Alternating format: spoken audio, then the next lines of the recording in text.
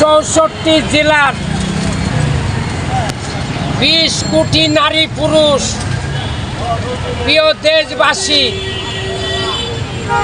Doctor ইউনূসের direct সংবিধান সিদ্ধান্ত দুর্নীতিবাদ যেই ব্যক্তি হোক, যেই দলেরই হোক, কাউকে ছাড় দেওয়া যাবে না। আমার দলের নেতা কর্মী যেই হোক, যেই ব্যক্তি হোক, নিজের পরিবারের স্বার্থের জন্যে দলের নাম বেচা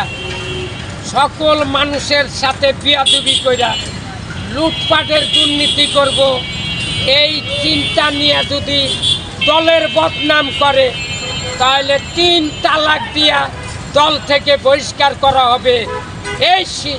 এই ঘোষণা প্রত্যেক দলের চেয়ারম্যান